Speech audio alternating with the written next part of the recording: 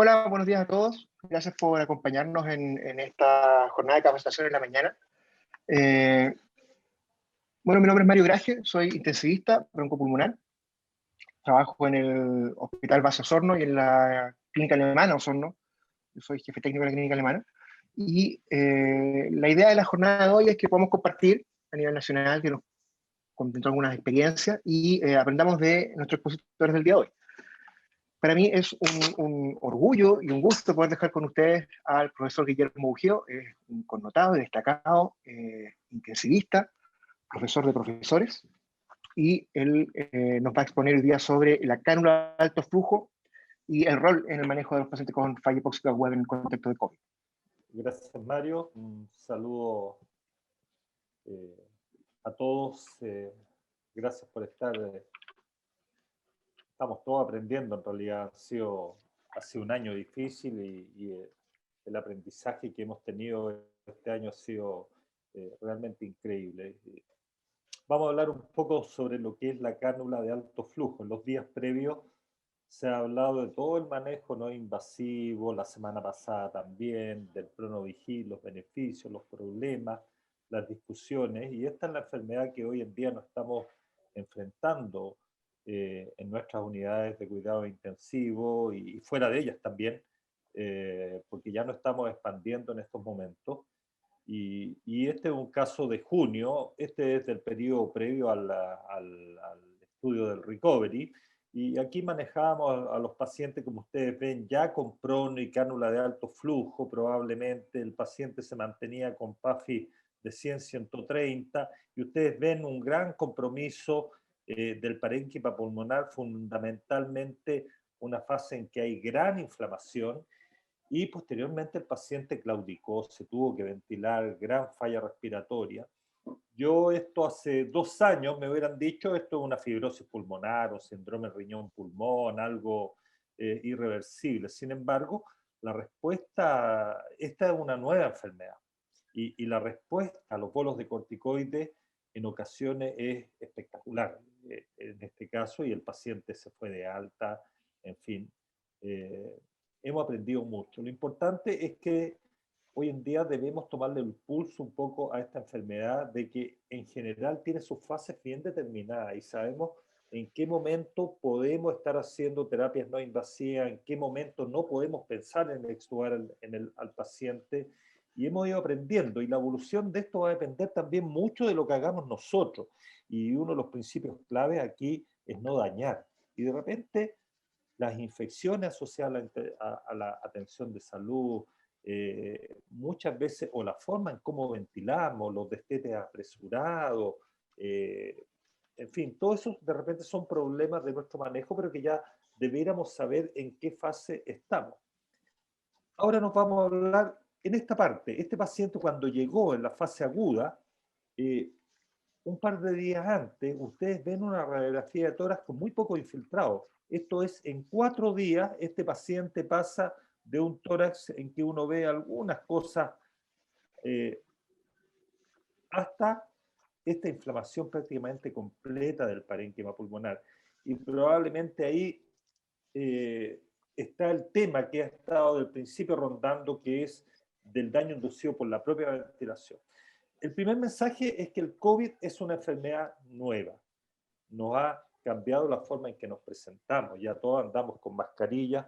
Aquí yo tengo la mía, mi mascarilla, en el metro, en todas partes. Es una enfermedad que un porcentaje bajo presenta falla respiratoria, pero son tanto, es tan contagiosa que no hemos colapsado o no hemos alcanzado a colapsar, pero casi hemos colapsado, y todavía veremos qué es lo que pasa en esta segunda ola. Y los pacientes que caen en ventilación mecánica tienen una evolución tremendamente prolongada, destete difícil, mucho delirio, mucha debilidad, infecciones asociadas, como nunca antes lo habíamos visto. Entonces, primer mensaje, este es una enfermedad nueva, y a continuación voy a hablar del manejo inicial, las bases para utilizar la cánula de alto flujo, y posteriormente voy a dejar al profesor Keimer y a Stephanie para que hablen un poco de la aplicación de esta técnica, que ha sido probablemente un caballito de batalla de nuestro país. Lo que le hablaba del daño inducido por la propia ventilación es un concepto que se viene trabajando en los últimos 20 años, pero acuñó este término en esta editorial o en esta revisión de Brochard y Dr. Slavsky y Pesenti, de que la injuria inicial, en la medida que disminuye el parénquima disponible para la ventilación, genera un estrés sobre la propia ventilación, aumentando la elongación del parénquima y potencialmente creando un círculo vicioso, lo cual fue o podría ser cortado por una ventilación precoz. Vale decir, cuando el paciente está hiperventilando con taquipnea, intubar en ese momento al paciente muy precozmente y eso pudiera mejorar el outcome. Y esto fue apoyado por Gattinoni, Marini, por del Vortex, algunas teorías que no salen de eso porque la evidencia es muy pobre y esto lo apuntó el doctor Tobin, que es el autor de la Biblia de la ventilación mecánica, que no tenemos una sólida evidencia. La gran evidencia es una evidencia de un estudio secundario que estaban estudiando el centro respiratorio y a unas pobres ovejas le inyectaban ácido en la cisterna magna, vale decir, en el líquido cefalorraquídeo, lo cual generaba un tremendo aumento del drive ventilatorio y al cabo de algún tiempo las ovejas desarrollaban un edema pulmonar del todo similar al distrés, un edema pulmonar de origen no cardiogénico. Esto es en base a ventilación espontánea. Sin embargo, esto en el ser humano no ha sido demostrado, probablemente porque es un paciente que ya llega prácticamente al borde de la fatiga y nosotros lo estamos conectando inmediatamente al ventilador. Entonces, ayer les mostraba un poco el centro respiratorio, la forma en que yo trato de entender el centro respiratorio a nivel del troncoencéfalo, en el bulbo raquídeo, que estimula la musculatura ventilatoria, la ventilación alveolar, y el principal estimulante del centro respiratorio es la concentración de hidrogeniones que está en equilibrio con la presión arterial de CO2. Entonces, cuando tenemos un daño alveolar, inmediatamente la respuesta, hay menos superficie alveolar, tengo que aumentar mi frecuencia respiratoria y llega un momento en que esto puede ser tanto que puede dañar. Ahora, la mejor evidencia de daño inducido por la propia ventilación es derivado de la ventilación no invasiva, porque yo con esta puedo sostener la musculatura respiratoria, pero no estoy alterando en gran manera la situación a nivel del pulmón. Incluso puedo aumentar el espacio muerto con algunas interfaces. De manera que esto se ha demostrado en estos estudios. Esto es un estudio en la época pre-COVID, se publicó a comienzos del año pasado, y que muestra pacientes con falla respiratoria y ventilación no invasiva, y el principal predictor de falla de la ventilación no invasiva al cabo de 24 horas es el esfuerzo inspiratorio, vale decir la presión transpulmonar, y aquí está la presión esofágica, y ustedes ven cómo hay swing de 35 centímetros de agua. Esto probablemente no deberíamos verlo en la clínica. Este es un paciente que está usando la musculatura accesoria, que está usando la musculatura del cuello, y es un signo de un aumento del trabajo y nos debe alertar a nosotros a tomar alguna medida. ¿Qué es lo que hace la cánula nasal? La cánula nasal es distinta a la ventilación no invasiva. No da gran presión positiva. A flujos muy altos alcanza 2-3 centímetros de agua, pero no es un sistema estrictamente cerrado como es la ventilación no invasiva, que tampoco lo es por definición. Pero este es menos cerrado, es más abierto, digámoslo así.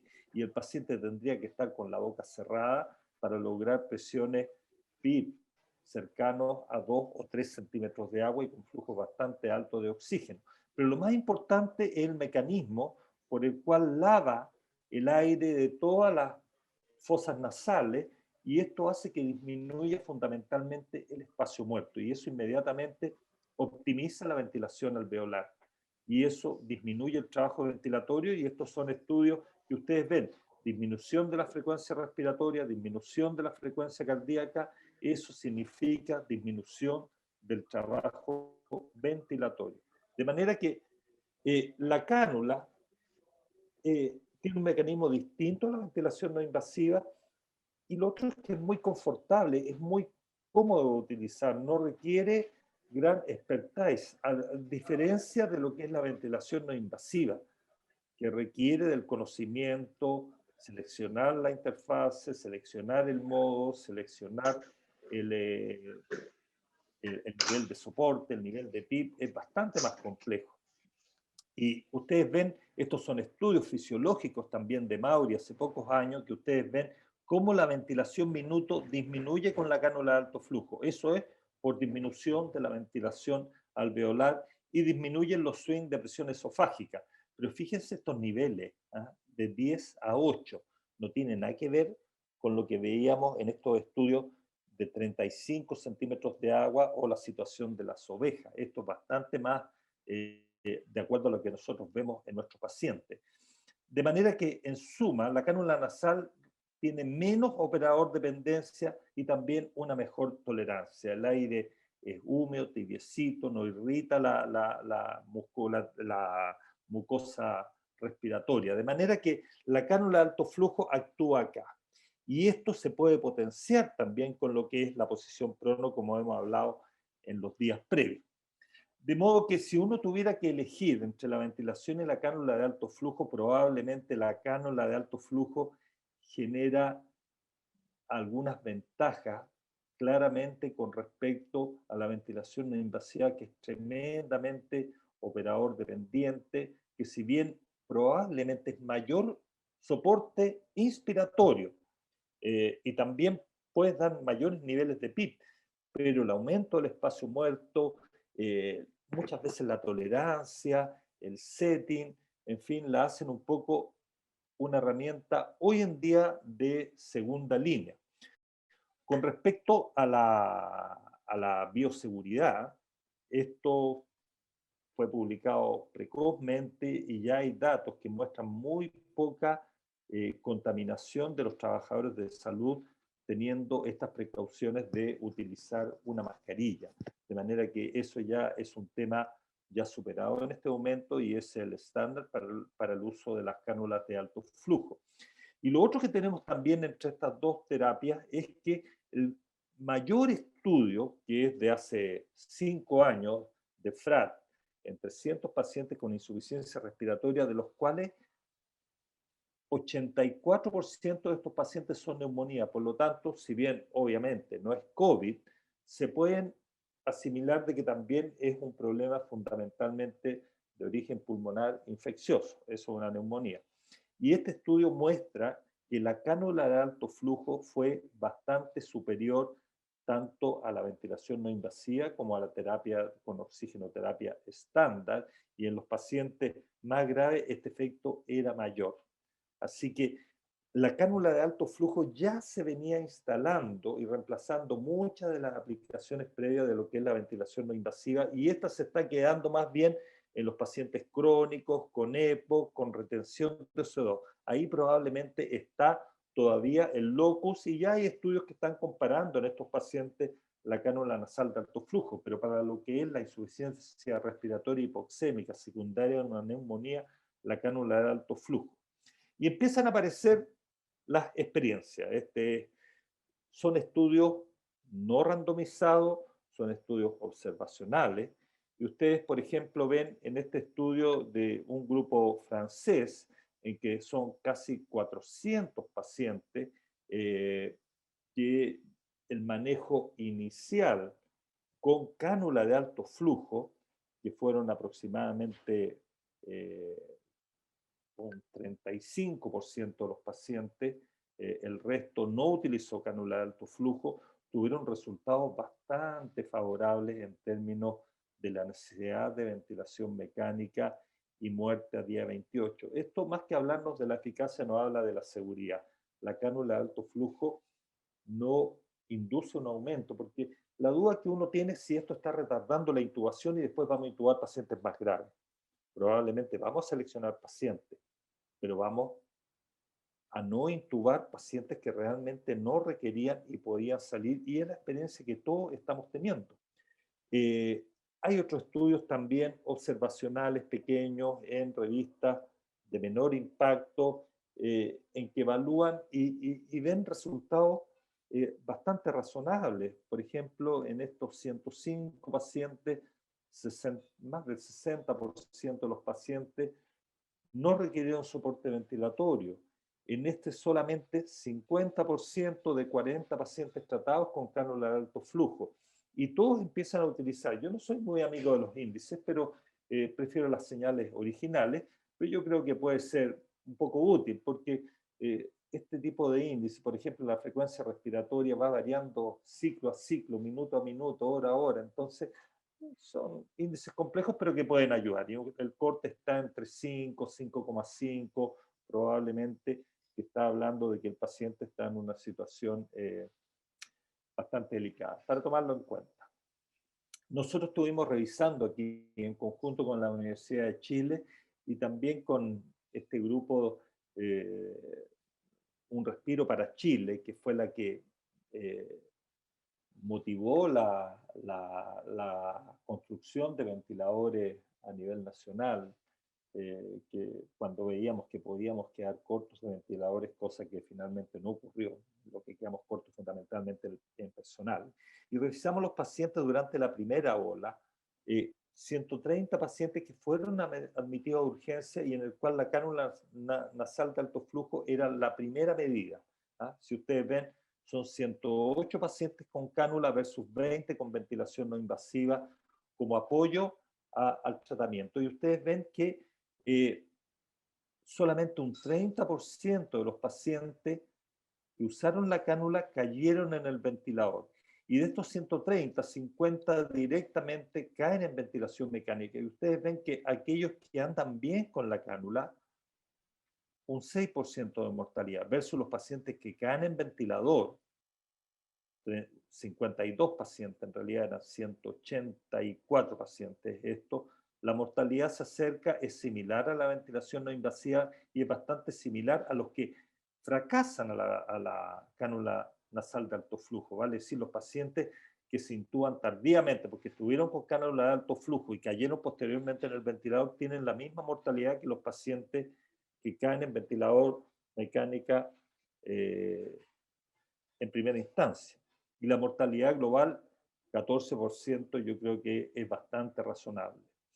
Lo otro es que la cánula de alto flujo, además, nos permite apoyar como a este paciente en lo que es el post-ventilación mecánica, va a decir como apoyo post-extubación, y hay bastante evidencia al respecto, por lo tanto lo hace una herramienta bastante versátil. Uno lo aplica antes, fracasó, le va a guardar el dispositivo para cuando pensemos en el destete de este paciente.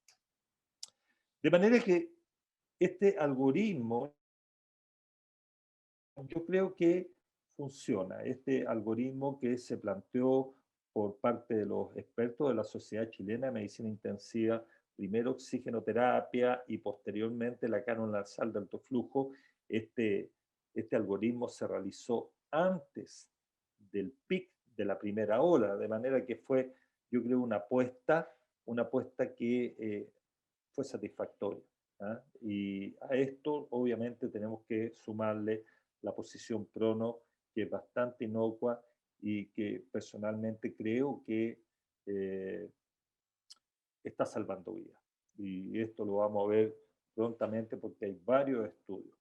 Este algoritmo también es muy similar a lo que han sugerido otros expertos de diferentes sociedades, que ustedes ven el paso 1 es cánula nasal simple y en el paso 2 aplican la estrategia no invasiva, donde ponen 3 líneas. Yo creo que es un error, porque el prono puede ser con ambas dos. Aquí es prono más cánula de alto flujo o ventilación no invasiva. Y en primera medida, la cánula de alto flujo, como dicen aquí, y no invasivo lo considera fundamentalmente para lo que es pacientes con enfermedad pulmonar obstructiva crónica, con hipercapnia, edema pulmonar cardiogénico, etc.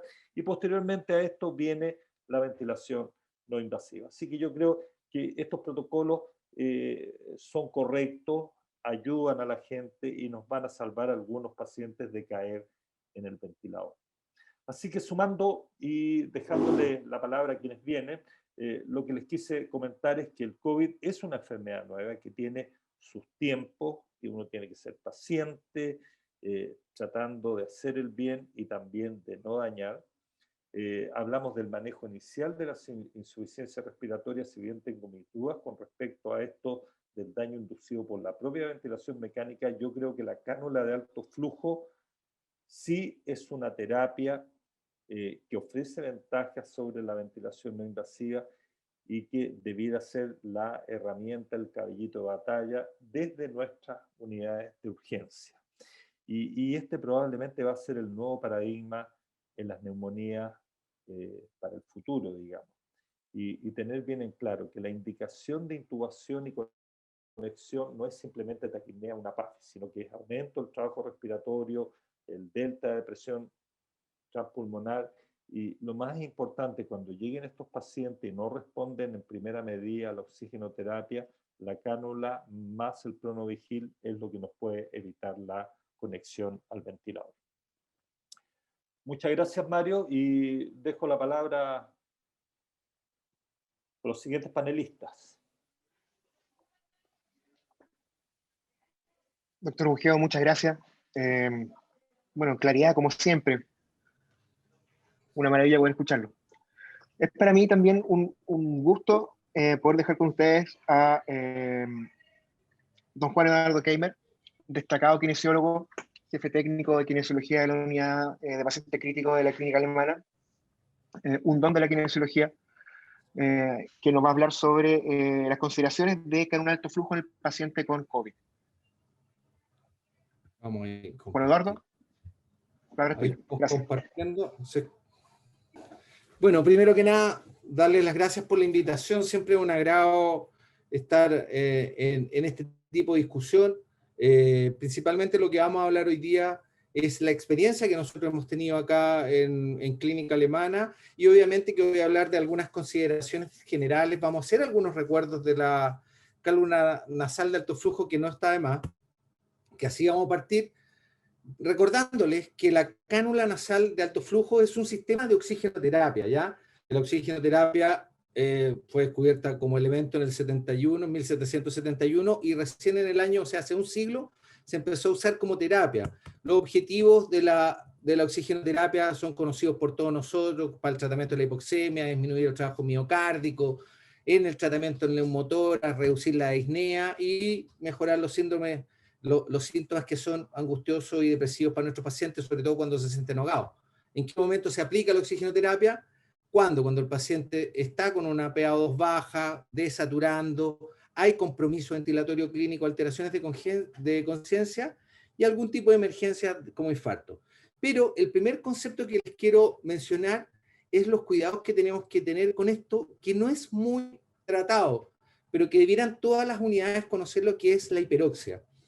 La hiperoxia, que produce en general el aumento de oxígeno en nuestros pacientes, puede provocar daño. Lo que les mostraba anteriormente, hay muchos trabajos que hablan del daño que se produce por este aumento de oxígeno en nuestros pacientes, ¿ya? Incluso este trabajo, que es muy lindo, del año 2016, que hicieron los italianos, que hicieron una comparación con el tratamiento convencional que llevaban ellos, para alcanzar, le entregaban FIO a los pacientes para alcanzar una PaO2 de 150 y saturaciones entre 97 y 100, y lo que llamaron a ellos, este tratamiento era un tratamiento conservador o la intervención, para alcanzar, le daban FIO a los pacientes para alcanzar una PaO2 de 70 a 100 con saturaciones de 94 98. Ya lamentablemente este estudio se tuvo que cortar por el terremoto que hubo en Italia, pero lo importante, y lo que le quiero decir acá, es que el tratamiento conservador demostró que se disminuyó la mortalidad en un 8,6%. ¿Ya? ¿Qué quiero decir con esto? Que no es menor que cada vez que uno pase y vea a nuestros pacientes que estén saturando 98 o 100%, nosotros no nos tenemos que quedar tranquilos y debemos ajustar el oxígeno. El oxígeno provoca daño en nuestros pacientes. Y en muchas unidades a veces nos volvemos locos tratando de perseguir una PAFI o saturaciones sobre 97-98. ¿Ya?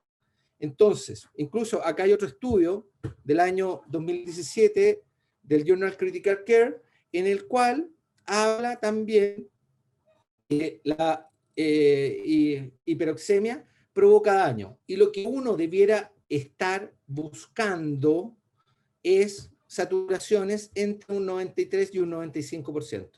Entonces, esa es mi primera recomendación. Si ven saturaciones, pacientes saturando 98, 99, por favor no se queden tranquilos, ¿ya?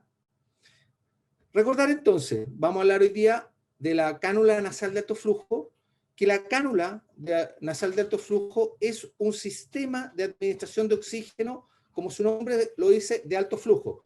Existen dos sistemas de administración de oxígeno. Los sistemas de bajo flujo, que fueron definidos por Shapiro en el año 79, en el cual estos sistemas no satisfacen las demandas ventilatorias del paciente y los sistemas de alto flujo sí las satisfacen. ¿Qué quieren decir satisfacer las demandas ventilatorias? Al hablar de demandas ventilatorias, nosotros lo que estamos hablando es del volumen minuto que produce cada uno de nuestros pacientes.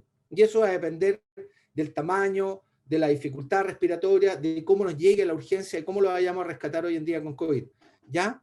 Pero generalmente un paciente que esté con un volumen minuto aproximado de 10 litros y yo le pongo una naricera normal a 2 litros, no voy a estar satisfaciendo esa necesidad al volumen minuto. En cambio, los sistemas de alto flujo, como la cánula nasal o las mascarillas Venturi, sí satisfacen esas demandas ventilatorias. ¿Por qué? Porque los flujos que entregan son mayor a 30, a 40, 50 o 60 litros. Incluso las máscaras Venturi a menor FiO2 entregan flujos mucho más altos. ¿Como cuáles? Fíjense acá, en esta escala de la máscara Venturi, cuando yo doy una FiO2 de 24%, el flujo que le entrego al paciente es de 79 litros, ¿ya? Y cuando doy FiO2 de 50% en una máscara Venturi, el flujo que estoy entregando es de 41. Entonces, por eso estos sistemas de alto flujo es importante conocerlos, saber cómo funcionan. Una cosa muy distinta es entregar una alta concentración de oxígeno, por ejemplo, como lo hacen las máscaras con reservorio, que son sistemas de bajo flujo, de alta concentración de oxígeno, a diferencia de las máscaras Venturi, que son sistemas de alto flujo que entregan concentraciones de oxígeno conocidas. ¿Por qué? Porque satisfacen el volumen minuto que requieren nuestros pacientes. ¿Ya? Recordar esto que es sumamente importante. ¿Por qué? Porque en algún momento, si no tenemos una cánula nasal de alto flujo, a lo mejor usar una máscara Venturi, que no va a ser igual, no va a entregar la humidificación y todo, pero también es un sistema de alto flujo, porque miren los flujos que entrega, podría ayudarnos a salvar en algún momento que no tengamos un dispositivo a mano. ¿Ya? Estas son las máscaras Venturi, ya ampliamente conocidas. Pero lo que vamos a hablar hoy día son las nariceras de alto flujo, un sistema, una cánula nasal que entrega un alto flujo, como su nombre lo dice, que excede la demanda del paciente, y lo principal es que produce un barrido de CO2 porque disminuye el espacio muerto anatómico. Eso lo hace a través de su sistema conocido que es el washout. ¿Ya? ¿Cómo funciona? Generalmente da un soporte de oxígeno, necesita un mezclador de aire-oxígeno, que en el caso del Herbo 2 lo hace a través del aparato, entrega FiO2 que van de 21 a 100%, los flujos de 10 a 60 litros, hoy en día incluso hay algunos aparatos coreanos, chinos por ahí, que entregan incluso un poco más de litros por minuto, y esto es bien importante, entrega aire humidificado y calefaccionado. Como decía antes el doctor Bugeo, también es una alternativa que se puede usar a la ventilación mecánica no invasiva, pero en general, para la experiencia que nosotros hemos visto y lo que hemos tenido en la literatura, en general no ha demostrado que sea una alternativa superior. Lo que sí, y no vamos a entrar en discusión, es mejor tolerada y de fácil uso. Quizá una de las críticas que le puedo hacer hoy en día a la cánula nasal o a los sistemas Herbo es que tienen un déficit en la monitorización de lo que uno le está entregando al paciente. O sea, yo no puedo saber qué volumen corriente maneja o qué volumen minuto le estamos entregando al paciente. Y eso es bastante importante, como vamos a ver más adelante. ¿Ya? Entonces, ¿qué perseguimos con la cánula nasal de alto flujo? Optimizar la respiración espontánea de nuestros pacientes, ¿ya? Y esto es lo que nos dice el fabricante, es una asistencia respiratoria, reduce el espacio muerto, da un poco de presión positiva en la vía aérea superior. Esta presión positiva no es que llegue hasta el alveolo, y es pequeña, lo que decíamos delante, a lo más 2 centímetros, 3 centímetros de agua. Y sirve como oxígeno suplementario, ayuda a la hidratación y a la calefacción de la vía aérea, y obviamente es muy cómoda para el paciente. ¿Cómo reduce el espacio muerto? Fíjense acá en este video, voy a bajar un poco el volumen. Ahí. Chuta, justo no corre el video. Denme... Uf, qué mala suerte. Bueno, reduce el espacio muerto expirado en las vías aéreas superiores, reduce la reinhalación y aumenta la ventilación alveolar. Este es el sistema washout. En el fondo lo que hace es barrer el CO2 que tenemos a nivel alto de la vía aérea, y con eso hace que el espacio muerto se disminuya y por lo tanto alivia el trabajo respiratorio de nuestros pacientes, ¿ya? Entrega también esta presión positiva en la vía aérea superior, ¿ya? Favorece con esto la respiración lenta y profunda y aumenta la ventilación alveolar, ¿ya? Es un buen sistema de oxígeno complementario porque da una concentración de oxígeno conocida, ¿ya? Además de humidificado y calentado. Y por último, lo que les decía, entrega esta humedad óptima en nuestra vía aérea de nuestros pacientes, ¿ya? El efecto fisiológico que tenemos con la cánula nasal de alto flujo es que el alto flujo, lo que les decía, realiza este barrido CO2, disminuyendo el espacio muerto anatómico. Es un sistema abierto que entrega una presión positiva en la vía aérea superior, que es un sistema bajo, ¿ya? Y eso hace disminuir la resistencia del flujo expiratorio. Y es por eso que alivia el trabajo respiratorio de nuestros pacientes. Da una FIO constante con flujos inspiratorios conocidos y ayuda por el sistema de humidificación y calefacción a mantener un buen manejo del escalador mucociliar. Yo creo que para mí esta es una de las funciones más importantes que tiene hoy en día la cánula nasal de alto flujo, además, ¿ya? Disminuye la frecuencia respiratoria, es muy cómodo y fácil de usar, disminuye el trabajo respiratorio por lo que les decía, pero no confundir, porque mucha gente piensa ahí, es que la cánula me da un soporte. No da un soporte respiratorio, ayuda a aliviar el trabajo respiratorio a través de esta disminución del espacio muerto. Da un buen confort y mejor tolerancia con las interfaces, ¿ya? Acá hay un trabajo de Nishimura del año 2016, antiguo, pero antes de esta pandemia, en el cual demostraba cómo la cánula nasal de alto flujo disminuía significativamente la frecuencia respiratoria en comparación con otros métodos de oxigenoterapia, ¿ya? Y ayuda bastante en ese sentido. Si pueden, por favor, échenle una mirada. Recordarles que la cánula nasal de alto flujo no es solamente una cánula nasal, hay distintos tipos de interfaces.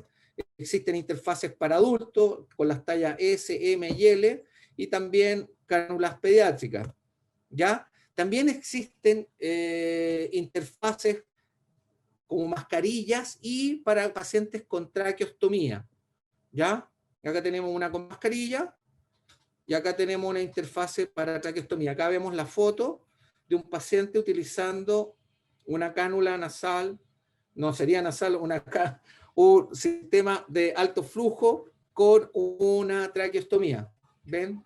Se ve tranquilo, tiene acá un pequeño reservorio, el paciente respirando. Y acá, lo que les decía, nosotros en general, como tenemos problemas de monitorización de los pacientes, a veces ocupamos estos sistemas con el monitor NICO para no perder cómo va el trabajo respiratorio de nuestros pacientes. Entonces, si bien el aparato o el Airvo 2 no nos entrega información, existen algunos elementos externos, como en este caso, el aparato NICO, que nos puede entregar cómo nos está respirando el paciente. Obviamente, en un sistema, en una cánula nasal va a ser un poco más difícil por todo lo que pierde. Acá, como es un sistema cerrado, tenemos la posibilidad de tener esa información. Recordar hoy en día que la cánula nasal de alto flujo, el circuito que trae, el cable calefactor lo trae por alrededor del sistema, no lo trae como el sistema antiguo que son los blancos, como lo veíamos en esta foto.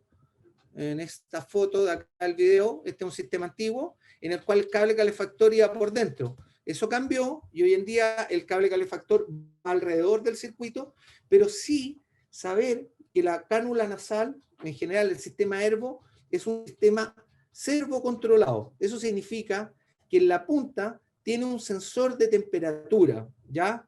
¿Qué quiere decir eso? Que controla la temperatura que llega. Entonces, si detecta que empieza a bajar la temperatura, automáticamente hace que la base aumente esa temperatura para alcanzar los 37, 34, 31 grados que uno programa. Ahí vemos distintos pacientes. Ya, vamos a ver si corre el video. Hoy corrió, gracias a Dios. Vemos acá cómo se instala ya un sistema Ervo con su base calefactora, su circuito y su cánula nasal. ¿Ya? Recordar que lo que les decía, este es un sistema que funciona con un blender, mezcla acá adentro aire y oxígeno, acá viene el oxígeno que nosotros aportamos, este sistema toma el aire ambiente, lo mezcla y con eso produce la fracción inspirada de oxígeno. Y lo otro importante que les decía, que esto, acá este sistema de sobrepaso humidifica, calienta, acá tenemos el cable calefactor y lo que les decía que es un sistema servocontrolado, porque todo el mundo me dice, ¿dónde tiene el sensor de temperatura? El sensor de temperatura es la paleta que va en la punta del circuito de la cánula nasal. ¿Ya? Entonces, tener claro cuáles son los pacientes que vamos a usar. ¿Ya? Generalmente lo que más describe la literatura es en pacientes con falla respiratoria hipoxémica leve a moderada, y vamos a tratar de hablar cómo nos ha ido a nosotros con la experiencia en COVID-19. Dos detalles más, cómo se ocupa, porque es algo que siempre todo el mundo me pregunta, oye, ¿y cuánto les ponemos? ¿Cuánto ml? Bueno, lo más importante es siempre saber que uno el flujo lo programa entre 1 a 2 ml por kilo de peso. Eso significa que si una persona, su peso ideal es de 70 kilos, yo debiera tener un flujo de 70. En caso de adultos, en niños, obviamente tenemos niños de 30 kilos, 20 kilos, y en eso deberíamos partir con un flujo de 20. ¿Ya? Pero la recomendación importante ahí es distinto. En niños, siempre partir de flujos bajos e ir aumentando, y en adultos, por lo que les decía, generalmente todos los adultos que vamos a tener son pacientes con un peso ideal de 60. Entonces, mi recomendación es partir con flujos altos, siempre. No, para no tener, hoy ¿con cuánta cuenta? Parta con flujo de 60, parta con flujo de 50, y de ahí va bajando. ¿Ok? ¿Cómo lo programa entonces? Lo que les decía. Flujo alto, al tiro. 1 a 2 ml por kilo de peso. Ya el fabricante propone un 10% del VT calculado por 8 ml, pero ustedes, si van a una urgencia, créanme que no se van a acordar. Partan con 60 y les va a ir bien. La FIO2, por lo que les decía anteriormente, siempre partan de forma incremental, de la menor FIO2 posible.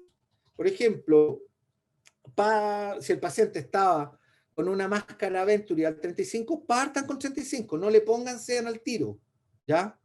Partan de menos a más hasta alcanzar las saturaciones adecuadas entre 93 y 96%. No queremos más, ¿ya? Porque ahí podemos correr el riesgo de enmascarar. Si ponemos mucha FIO2, obviamente que la PAFI y la SAFI nos van a mejorar, y en muchos centros, que en general uno mira solamente la PAFI, lo cual nosotros no compartimos mucho, se va a quedar tranquilo, y eso no está bien, ¿ya? Entonces siempre la FIO2 ser incremental de menos a más.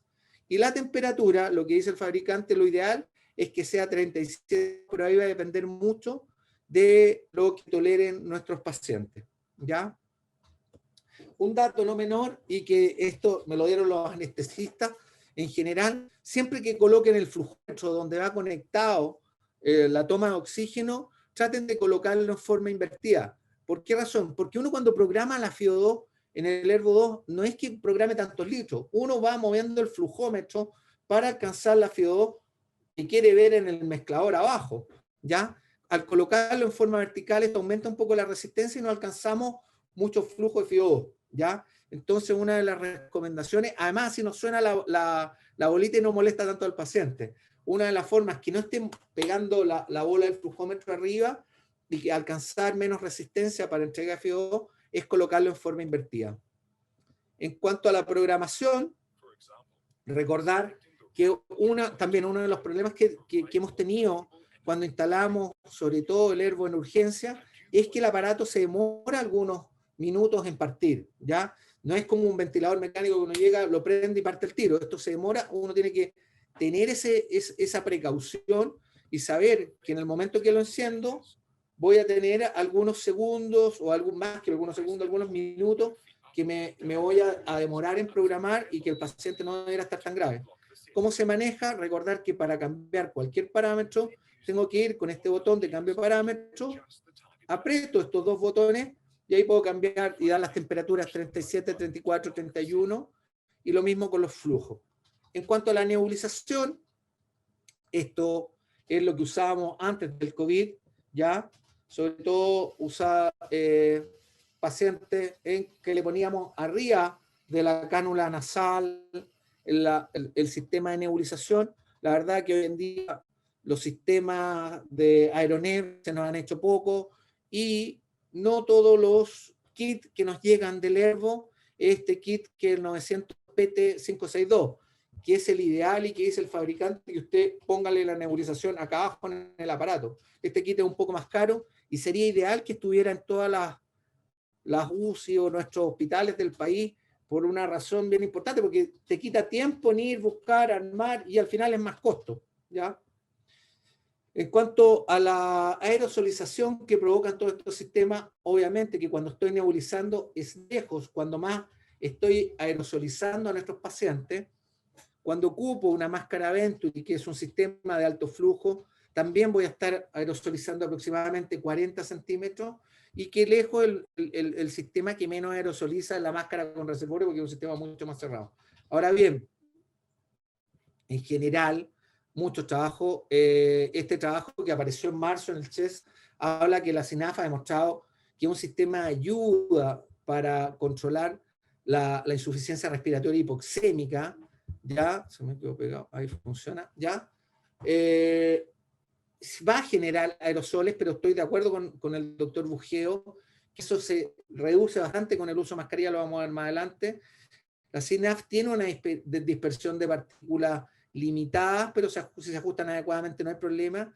Y una mascarilla sobre el paciente cuando la ocupa, deberíamos andar muy, muy bien. ¿Ya? Ese es el trabajo, ya lo mostró el doctor. Ahí se ve un paciente con una cánula nasal, en el fondo, sin mascarilla, y acá con mascarilla que se reduce importantemente la aerosolización.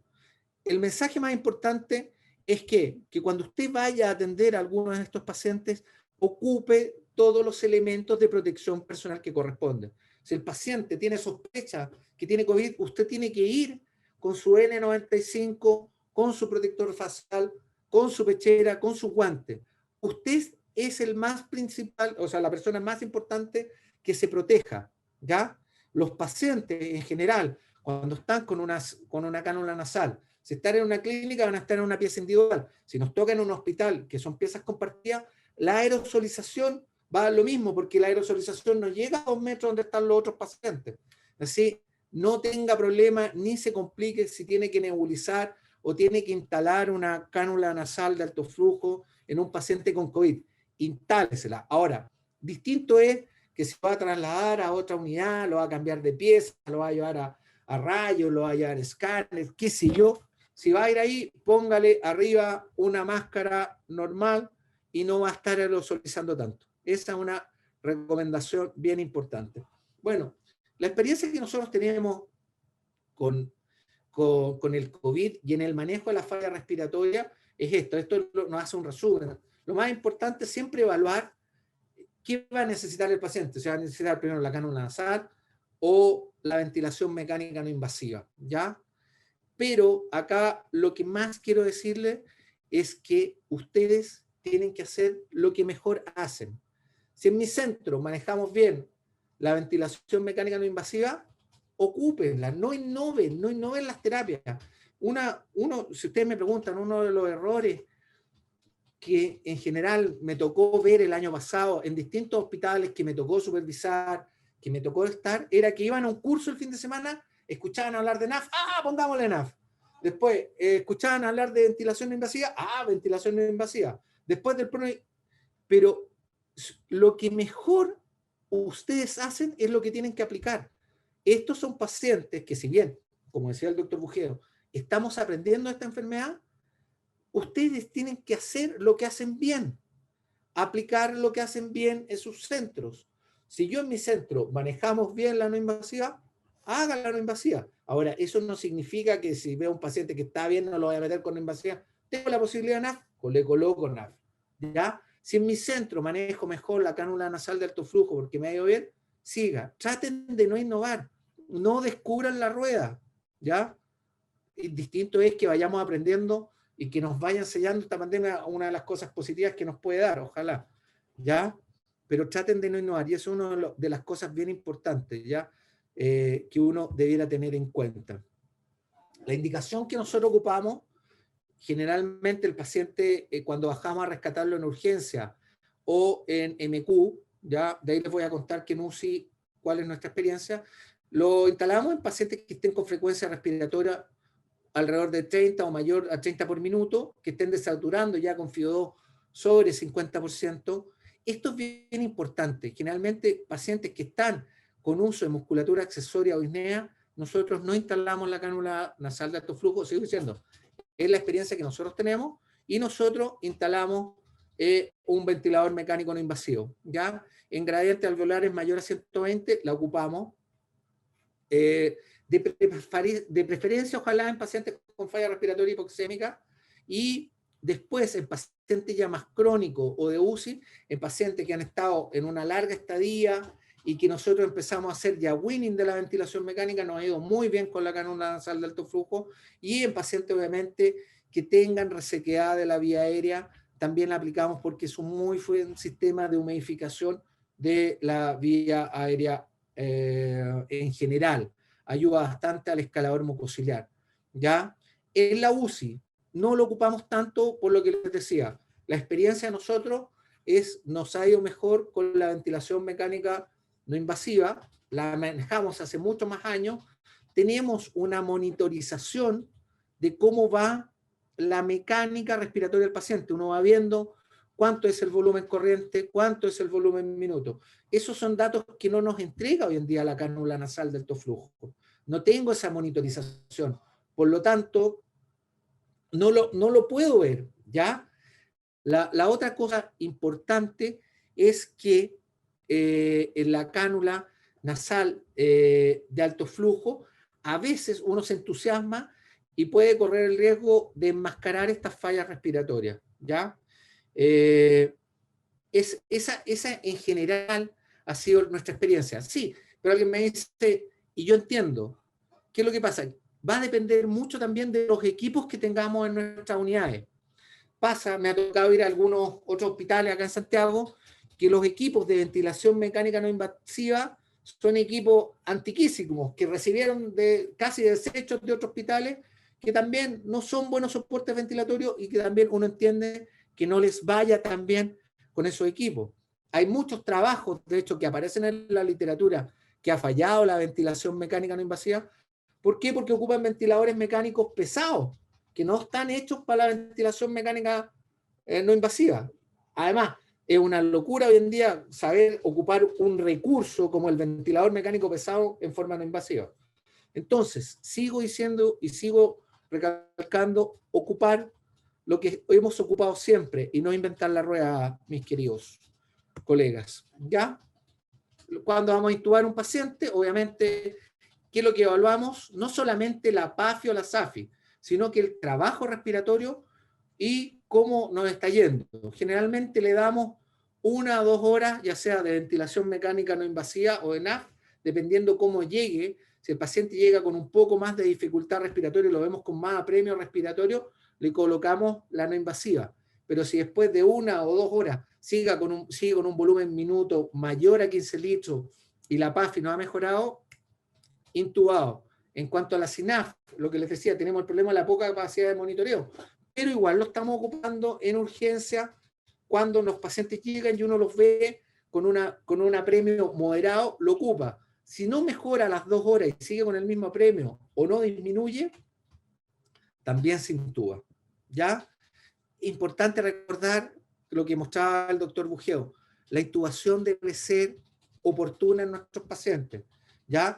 Y a veces uno dice, no, si el paciente se cachó con la cánula nasal de alto flujo, se está mejorando, con la no invasiva, está mejorando la PAFI, pero no siempre esas mejoras nos van a proteger. Recordar que el paciente, si está con aumento de trabajo respiratorio, se nos va a fatigar, nos va a caer, y el daño inducido por ese aumento del trabajo respiratorio, que puede estar por la no invasiva o con una cánula nasal, es mucho mayor después. Que así, una de las cosas es que la intubación siempre oportuna y siempre ojalá estar ahí vigilando. El índice de ROX, en general, acá en la clínica no lo ocupamos mucho. Este es el índice de ROX, que es la saturación partido por la FIO y después partido por la frecuencia respiratoria. Esto nos dice en general en la recomendación que hicimos como Xochimilco, dijimos en general que el índice de ROX sobre 2.85 después de 2 horas vamos relativamente bien. ¿Ya? Yo les pongo acá un ejemplo, que por ejemplo, un paciente que esté saturando 95 con FIO2 de 50, pero, y acá lo puse especialmente con una frecuencia respiratoria alta, de 37, si ustedes los ponen, lo buscan en Google y ponen la calculadora de ROX Index, les va a dar 5.14. Y eso les dice que es una buena respuesta. Yo me pregunto en general, y es un poco por qué no lo usamos nosotros, un paciente que esté con una frecuencia respiratoria de 37 después de 2 horas, ¿habrá tenido una buena respuesta? No lo sé. Y es algo más de la discusión. Acá, por lo menos en la clínica, no lo ocupamos por esa razón. Ahora, sí doy el efecto de la duda, que el índice de ROX comparado entre pacientes con el mismo paciente y viendo cómo va mejorando, a lo mejor podría ser un índice de utilidad en nuestras unidades.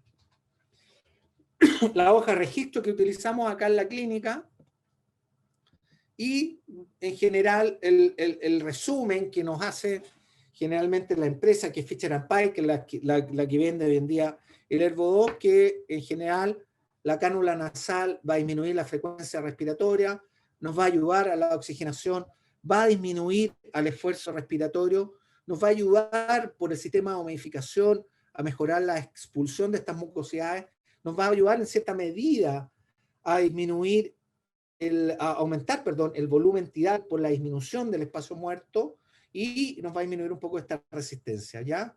Generalmente, donde nosotros siempre la usamos sí o sí, tratamos en falla respiratoria hipoxémica. Un poco de evidencia, bueno, este es el trabajo de cualquier persona que se dedique o vaya a trabajar con una NAF, tiene que leer este trabajo que en el fondo el más conocido, el más potente de la cánula nasal de alto flujo, que hizo Frat en el año 2015, mucho antes de la pandemia, que vieron 310 pacientes, ya, que compararon la cánula nasal, oxígeno convencional y BNI. Ya, el primer outcome que usaron en ese estudio era reducir la tasa de intubación y la cánula nasal disminuyó esa tasa de intubación a un 38% en comparación con un 47 y un 50% que hizo la ventilación mecánica no invasiva. Pero la tasa de intubación en general de los 3 grupos al día 28 no varió mucho, o no varió significativamente, a pesar de que fue menor en la cánula nasal de alto flujo. Los pacientes también con PAFI menor fue mucho mejor la respuesta con cánula nasal, y la reducción de mortalidad, que es un punto muy muy bueno, también la supervivencia que logró la cánula nasal de alto flujo a los 90 días fue significativamente mayor comparada con los otros grupos. Ahí uno puede mirar, y lo que les decía anteriormente, claro, ocuparon como ventilación mecánica no invasiva ventiladores mecánicos con sistemas birrama, que no tienen tan buena compensación de fuga. Por eso va a depender lo que uno maneje en su centro, ¿ya? hay distintos grupos, yo mayormente hoy en día literatura no les voy a mostrar, pero hay varias cosas que me llaman la atención, que generalmente en los chats nacionales se discuten, y eso es lo que les quiero mostrar. Ya, un estudio que salió hace poco, ahora en octubre del 2020, que la cánula nasal de alto flujo, midiendo la mortalidad a nivel poblacional y la disponibilidad de ventiladores que se hicieron en Estados Unidos, y que la conclusión que llega es que la cánula nasal, en conjunto con la ventilación mecánica temprana, sigue siendo ventilación mecánica temprana, ayuda a disminuir las muertes y ayuda también a disminuir el uso de ventiladores mecánicos invasivos. Acá este estudio, que lo vimos el otro día, que apareció, es un estudio sudafricano, que también aplica la cánula nasal de alto flujo en pacientes con falla respiratoria hipoxémica grave relacionadas con COVID, en hospitales que son de acceso limitado, que tienen poco manejo, que puede ser una realidad similar como en Chile, podría ser porque también estamos hablando de países no desarrollados, ¿ya? En general, ¿qué se concluye? ¿Ya? Porque ellos vieron, se incluyeron pacientes, lo que decía, con COVID, y el resultado primario fue los pacientes que se lograron destetar con éxito con la cánula nasal, y el fracaso se midió con la intubación o muerte a manos de la cánula, no a mano, sino que con cánula nasal de alto flujo, ¿ya? Ellos, miren, es sumamente interesante lo que concluye, porque dice que en un entorno con recursos limitados, la cánula nasal de alto flujo con insuficiencia respiratoria grave es factible, y casi la mitad de los pacientes que lo reciben puede ser destetado con éxito y sin necesidad de la ventilación mecánica. Eso es lo que nos cuenta en el abstract. Pero si uno va a analizar los resultados de los 293 pacientes que tuvieron, solamente tuvieron éxito en un 47% y un 53% falló. O sea, ya no es la mitad, es más de la mitad la que falló. Y lo peor de todo es que un 71% de estos 53 que fallaron, 29 murieron y 71 fueron intubados. Y de ese 71%, un 76% murió. Entonces, me deja la duda, ¿ya?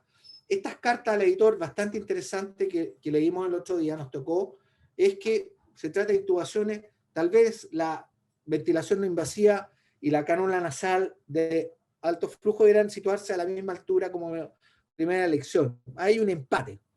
Y nosotros, que hemos estudiado también, desde que apareció la cánula nasal, hemos presentado en algunos congresos, y hemos tenido algunas formas de cómo manejamos con la cánula nasal el manejo de la falla respiratoria aguda. Nos ha ido bien, sobre todo en pacientes con falla respiratoria hipoxémica leve, ya un 78% de esos pacientes no requirió mayor soporte. Y lo más importante, que disminuyó, y eso coincide bastante con los trabajos que hacen en la literatura externa, que la cánula nasal disminuye la frecuencia respiratoria y la frecuencia cardíaca, ¿ya? Y que también nos ayuda en algo en la PAFI. Y este es un estudio que todavía está en revisión, que es la aplicación de cánula nasal de alto flujo en pacientes inmunocomprometidos, que ya llegará y se las podremos mostrar con mayor profundidad. Bueno, estoy en la hora. Esa sería mi presentación y quedo atento a todas las consultas. Muchas gracias por el tiempo y por la invitación. Juan, muchas gracias por tu presentación, súper clara. Y tenemos un par de preguntas de la audiencia y te las quería hacer. La primera pregunta es, cuando estamos enfrentando a un paciente con falla ventilatoria y con un drive alto, ¿qué es lo primero o cómo ajustas inicialmente? ¿Aumentas la FiO2 o aumentas el flujo? Bueno, como lo que les decía anteriormente, nosotros siempre, pero siempre partimos con un flujo alto, ¿ya? Y nos movemos siempre con el flujo de 60. Hay algunos pacientes que son muy pequeños, que las cánulas M no nos permiten, y ahí lamentablemente tenemos que partir con un flujo de 50. Así, generalmente lo que menos movemos es el flujo, ¿ya? Porque lo que estamos tratando de ver es un sistema de alto flujo en sí. Entonces es como una dicotomía pensar en bajar primero el flujo antes de la FIO2, ¿ya? Entonces, siempre partir con un flujo alto, ¿ya? O el máximo, o el máximo para lo ideal de nuestro paciente, y la FIO2 la vamos adaptando para saturar, lo que les decía, entre un 93 y un 96%. Por lo tanto, lo primero que vamos ajustando es la FIO2, el lejos lo más móvil. Lo que sí tienen que tener cuidado es, además que hay otra cosa bien importante, y que mucha gente se equivoca, tener cuidado, que si yo tengo una FIO2, supongamos, de 50% y un flujo de 50%, y se me ocurre bajar el flujo a un 40%, la FIO2 exponencialmente en el aparato me va a subir a mucho más, a 60, 65%. Y eso es un error que ocurre bastante. Por lo tanto, lo que les recomiendo es que, no así, cuando adapto el flujo. Cuando adapto el flujo, la FIO2 no tiene tantos cambios. Entonces, siempre que cambio el flujo, tengo que tener mucho ojo con lo que pasa con mi fracción inspirada de oxígeno, porque es la que más se altera. ¿Ya? ¿Ya? Entonces, lo primero que yo hago es mantenemos flujo y variamos más la FIO2. Eso. Súper claro. Y otra pregunta de nuestra concurrencia. Si pudiera explicar un poco más sobre si CENAF no es superior a BMNI, ¿en qué pacientes? ¿En qué escenario? La pregunta está bien buena y es más fácil de usar, es mejor tolerar y a mi juicio es superior, salvo en pacientes hepáticos y edema cardio y EPA. Es una buena pregunta y le voy a contestar lo siguiente a la persona. O sea, en general, yo no tengo la autoridad para decir hoy en día, con la evidencia que hay, si es mejor la ventilación mecánica no invasiva o es mejor la cánula nasal de alto flujo. No tengo ninguna duda, y te lo digo así bien sinceramente, que la cánula nasal de alto flujo le saca la mugre a la ventilación mecánica en comodidad. Es mucho más cómoda tener una cánula nasal, la podemos usar más asertivo en el prono, no hay ninguna duda, en el prono vigil, etcétera, etcétera, es mucho mejor la cánula nasal. Pero pierdo mucho en lo que es, para mi gusto, la monitorización de la mecánica respiratoria del paciente. ¿Ya? La ventilación mecánica no invasiva, en general, nos entrega una presión positiva que también nos ayuda como un soporte ventilatorio y nos ayuda a disminuir el trabajo respiratorio del paciente. Además de eso, nos entrega esa monitorización. Pero alguien me puede decir, pero no nos da humidificación. No es así, porque hoy en día la ventilación mecánica no invasiva yo la puedo usar con un ventilador mecánico y con una base humidificadora de sobrepaso. Ahora bien, voy a volver y ahí no voy a tratar de convencer a alguien que él me puede decir, me va mejor con la cánula nasal de alto flujo. Y me va a parecer estupendo, porque entiendo, y vuelvo a decir, que en muchos hospitales los sistemas o los ventiladores mecánicos no invasivos que tienen son malos, definitivamente, son antiguos, no te entregan información y son operador dependientes, ¿ya? Pero en general, hoy en día, acá que nosotros llevamos una experiencia de más de 20 años usando la ventilación mecánica no invasiva, no somos el único centro, ¿eh? Porque muchos centros más, voy a citar, por ejemplo, a Javier Sala de Concepción, que también tiene mucha experiencia con no invasiva, a ellos les va mejor con la no invasiva, al igual que nosotros, además de la NAF. ¿Cuándo usamos la NAF? No te estoy diciendo que no la usamos, porque acá yo lo estoy diciendo, no ocupen la NAF, todo lo contrario. La NAF nosotros la ocupamos y es un sistema bastante útil de rescate, sobre todo en la falla respiratoria hipoxémica, generalmente de leve a moderada es cuando lo usamos. Ya en un paciente que nos llega de moderada a grave, lo primero que hacemos es le colocamos de inmediato el ventilador mecánico no invasivo, por una cosa de monitorización y es un. ¿Puede hablar, Mario? Sí. Profesor. Yo creo que sí. A ver, pero el mensaje correcto es que la primera línea es la cánula nasal de alto flujo. Y no estoy seguro de que uno pierda monitorización, porque la indicación de ventilación mecánica está dada por signos clínicos, que es la frecuencia, la musculatura, el estado de conciencia,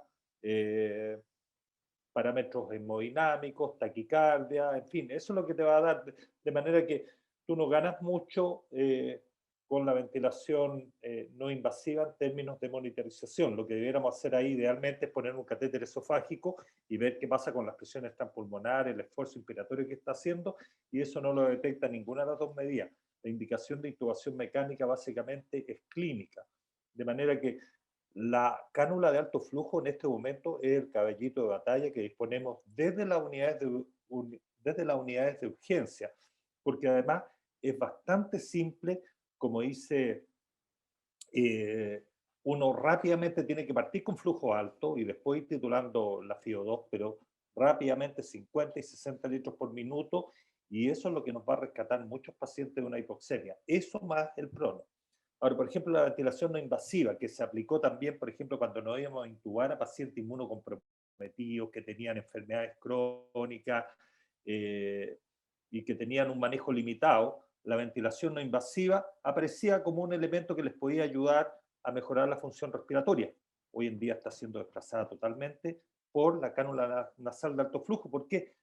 Porque es mucho mejor tolerada, no te produce claustrofobia, tú puedes tomar agüita permanentemente, puedes conversar, en fin, de manera que para la persona en este momento, sobre todo, que no tenemos un personal muy entrenado, la cánula nasal de alto flujo es la primera medida junto con el prono y eventualmente, si hay personal que sepa, la ventilación invasiva puede ser antes de la ventilación mecánica, pero la evidencia fuerte a nivel mundial está cambiando la insuficiencia respiratoria hipoxémica, lo que es la cánula de alto flujo.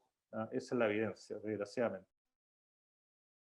Sí, lo que pasa un poco ahí, doctor, que en general hemos tenido experiencias con algunos pacientes, y además de la monitorización, que no es lo único, que es lo que pasa en algunos pacientes que ya nos llegan atelectasiados, que nos llegan colapsados los pulmones, que nos llegan en el fondo con esa insuficiencia respiratoria y con sed de presión.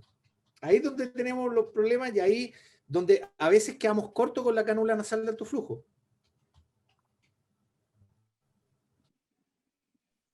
A esos pacientes nosotros los intubamos. ¿Ah? El prono también tiene un impacto en abrir las zonas dependientes, ojo, pero de repente uno se pone muy tosudo así.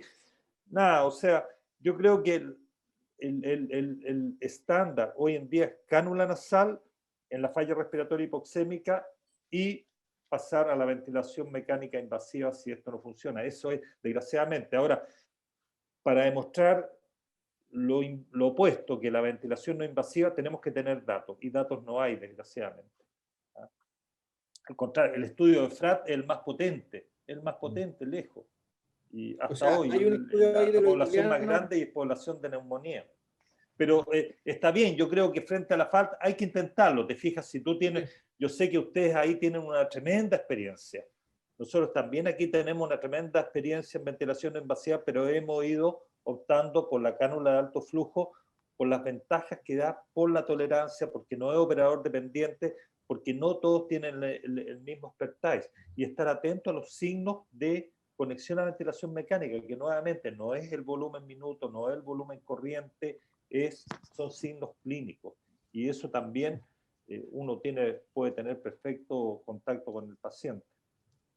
Sí. Claro, pero ahí quizás también, no es por darle la concha, pero ahí hay una cosa también bien importante, los signos clínicos, usted fue bien categórico, y yo ahí discrepo un poco porque yo creo que sí, la cánula nasal de alto flujo, si bien es un sistema mucho más fácil de titular, cualquier persona la puede titular, como decía, y eso es lo fácil. Uno la titula entre 50 y 60 y la FIO2 ajustable, temperatura ya, póngale 34 para que no alegue el paciente, y listo. Pero a veces, y en muchas partes, y eso es lo que encuentro peligroso, muchas partes se quedan, el paciente empezó a saturar bien, el paciente mejoró la PaO2, Y en muchos lados todavía, al otro día en un chat de discusión nacional, decían, todavía hablan de la PAFI, y siguen hablando de eso y se quedan. Entonces, hoy día, si bien a lo mejor va a depender del centro que ocupen más, lo único que les quiero decir es que no se fijen solamente en un parámetro como la mejora en los gases clínicos, sino que tienen que mejorar la mecánica respiratoria del paciente. Y eso también es operador dependiente. Entonces, necesita la vigilancia de personal y que esté midiendo, supongamos que lo tenemos con cánula nasal, cómo va la frecuencia respiratoria, cómo va el esfuerzo respiratorio, que eso es lo principal. Pero eso es para las dos, tanto para la no invasiva como la Sí, cánula de lo estoy alto diciendo flujo, para y las para dos, el paciente también que está con una simple bigotera, en todo. pero son Eso es operadores para todo. dependientes. Sí. Bueno, está súper interesante la discusión. En el fondo, siempre es la vuelta que uno le da a los métodos de soporte, pero claramente la evidencia hoy día, o por lo menos la práctica habitual en varios centros, es un poco más apoyado hacia cánula de alto flujo.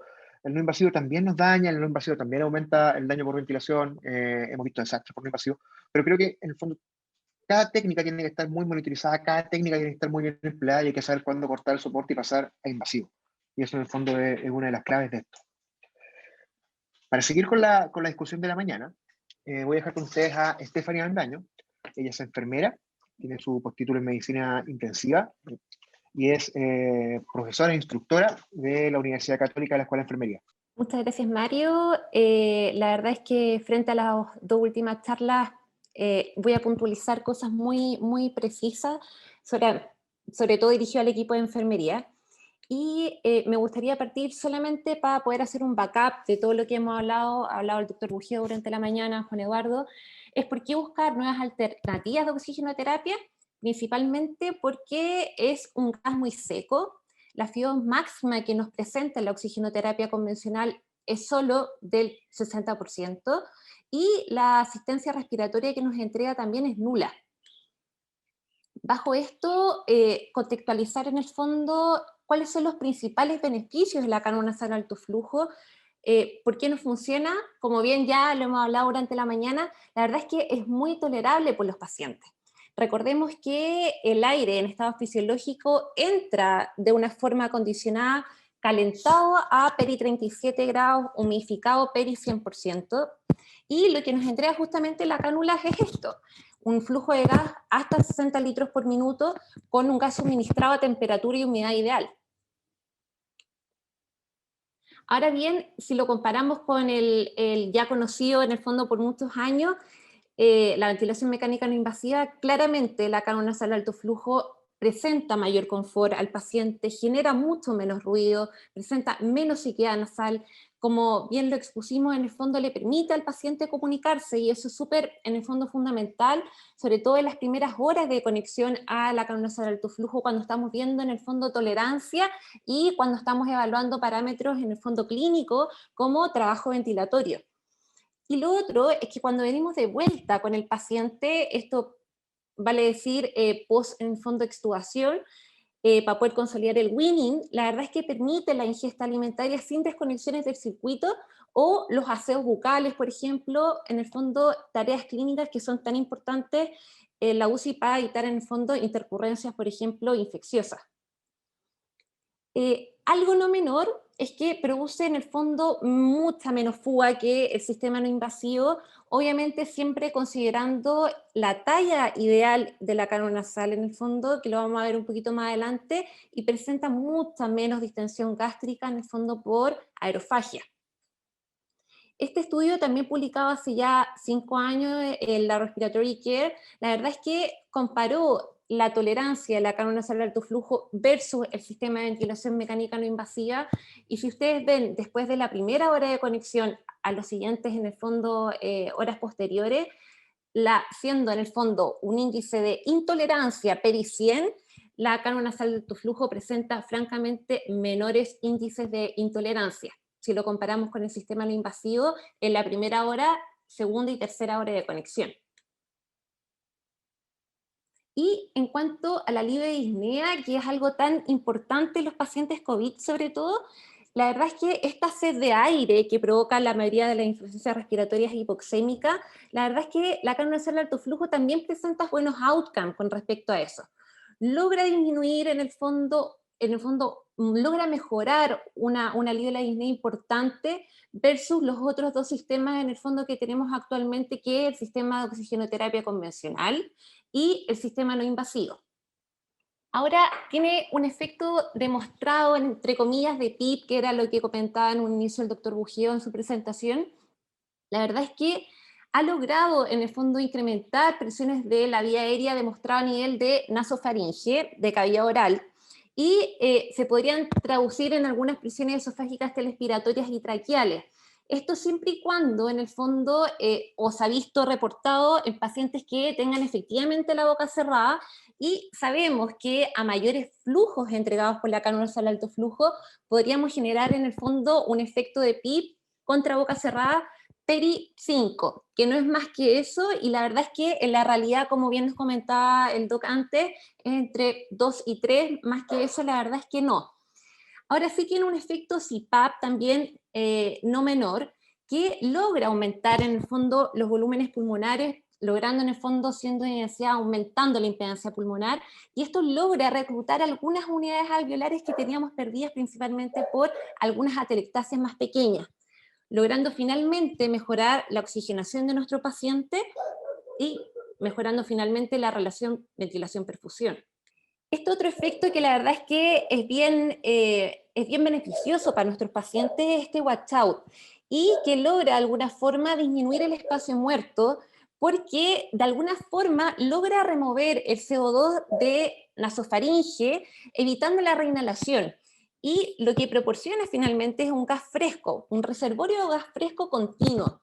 Esto, la verdad es que va a mejorar la ventilación alveolar, dando mejor tolerancia, en el fondo, en este caso, no al ejercicio, sino que, por ejemplo, a los cambios de posición del paciente, y disminuye considerablemente la disnea, mejorando la oxigenación a posterior, y este efecto de watch out, de nuevo, se ve visto en mientras más flujo tengo, mayor en el fondo remoción de dióxido de carbono a nivel de receptáculos más bien anatómicos de vía aérea superior. Entonces, finalmente, ¿cómo logramos disminuir la demanda ventilatoria de nuestro paciente y el trabajo respiratorio? A través de 3 ejes. De un gas acondicionado a temperatura y humedad ideal, que logra mejorar la tolerancia del paciente, logra disminuir la polisnea que traen de base, y logra finalmente mejorar la sincronía toraco-abdominal, lo cual es fundamental para poder mejorar o aliviar la mecánica ventilatoria. A través de la humidificación activa, en el fondo, uno de los principales beneficios, como bien comentaba Juan Eduardo, es mejorar efectivamente la función mucociliar, logrando expulsar las secreciones, y contra un tercer eje, que es el que menos en el fondo reporte tiene, o impacto si lo comparamos, por ejemplo, con el sistema no invasivo, pero aún así logra disminuir la resistencia vía aérea superior, logra prevenir algunas atelectasias pequeñas porque logra en el fondo reclutabilidad en algunas perdidas, mejorando finalmente la relación BQ. Ahora, ¿qué evidencia tenemos en cuidado intensivo? La verdad es que mucha.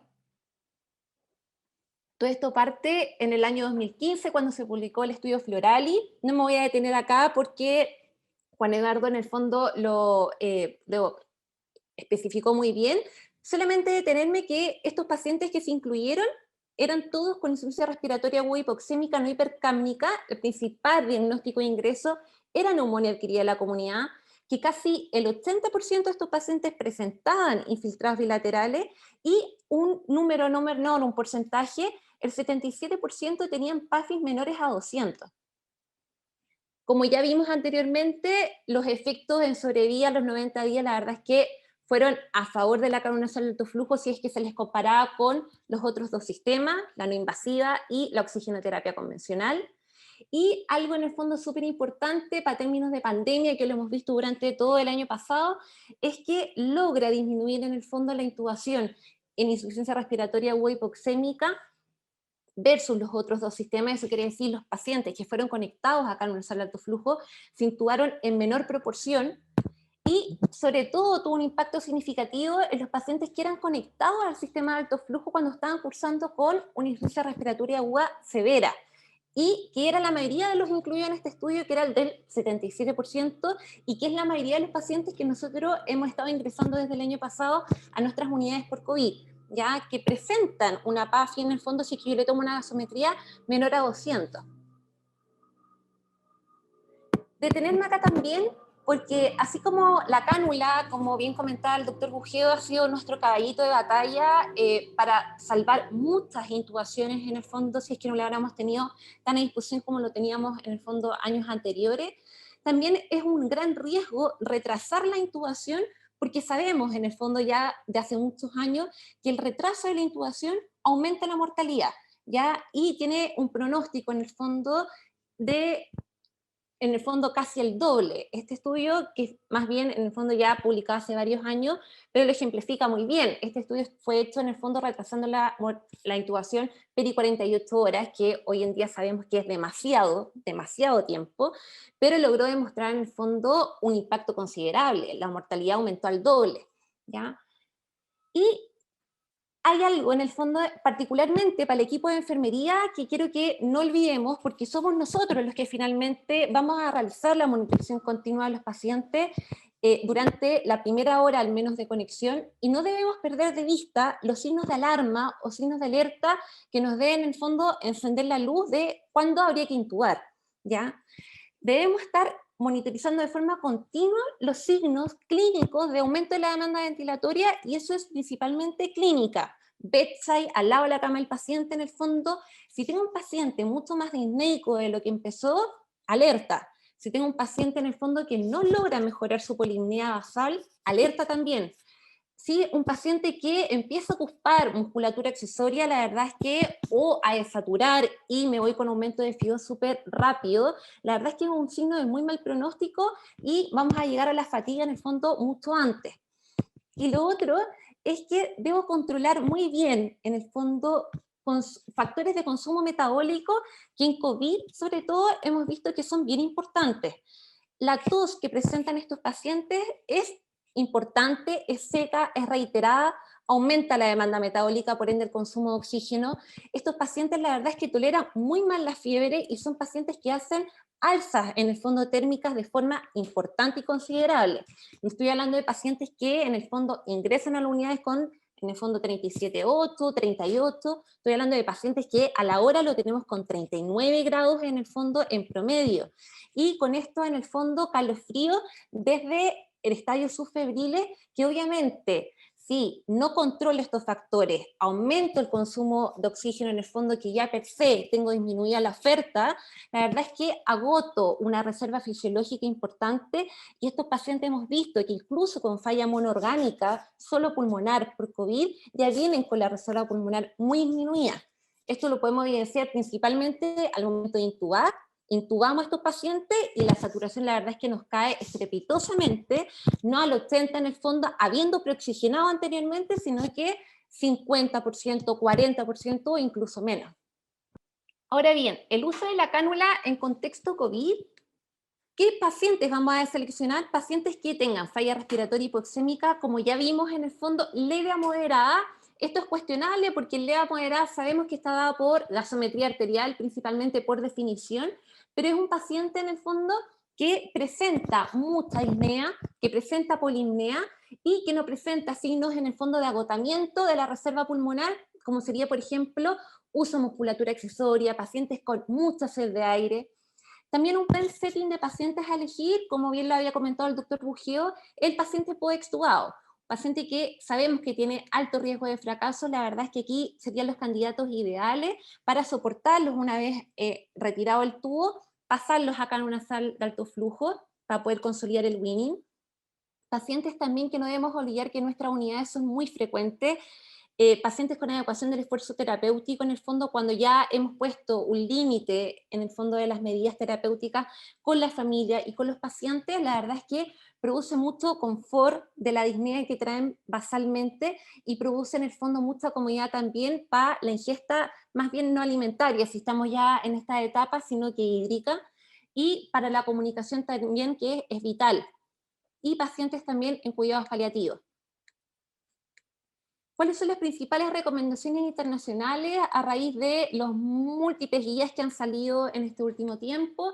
La verdad es que, como bien comentaba Juan Eduardo, debemos iniciar oxigenoterapia, ya sea con lo que tenga disponible en el servicio, en el fondo, oxígeno, para lograr saturaciones sobre el 90%. Ya, eso es vital. Sea con cánula, con oxigenoterapia convencional, con lo que tenga disponible a la mano. Si el paciente empieza a desaturar de forma continua, debo apoyarlo con oxígeno.